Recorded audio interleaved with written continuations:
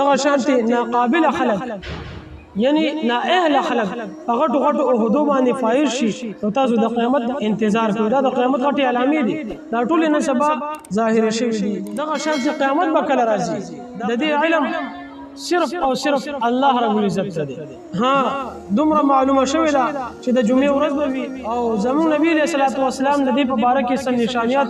ښودلې دي چې قیامت راځي د هغې نه مخکې به یو څو نشانات وي چې دا به ظاهرېږي چې کله هغه نشانات ظاهره شي بیا تاسو د قیامت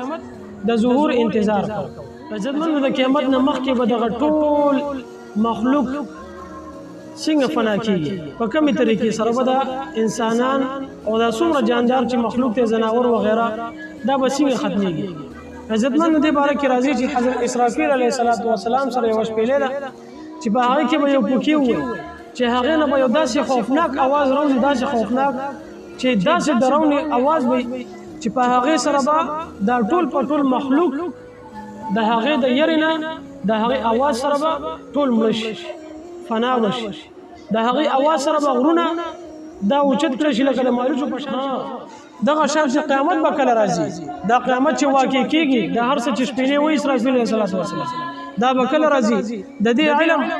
صرف او صرف الله رب العزت ته دی ها دومره معلومه شوې ده چې د جمعې ورځ به وي او زموږ نبی علیه الصلاۃ والسلام د دې په باره کې سم نشانیات ښودلې دي چې قیامت راځي د هغې نه مخکې به یو څو نشانات وي چې دا به ظاهرېږي چې کله هغه نشانات ظاهره شي بیا تاسو د قیامت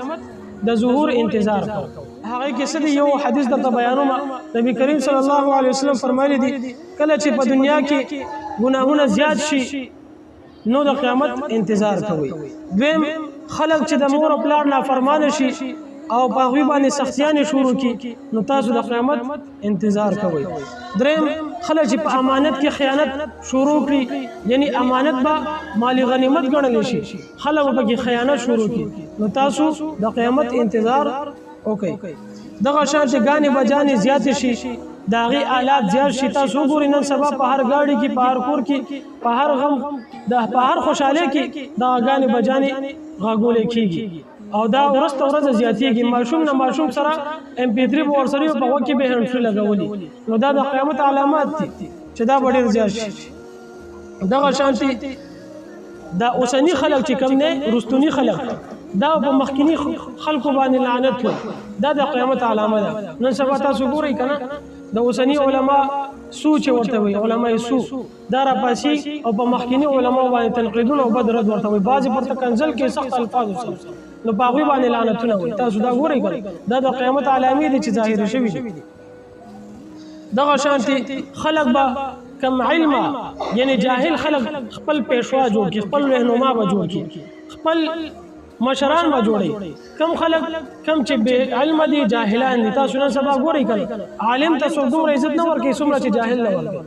هغه چې خپل لیډر جوړ کړی خپل MNA جوړ کړی دا د قیامت علامات دي ها دغه شانتې ناقابل خلک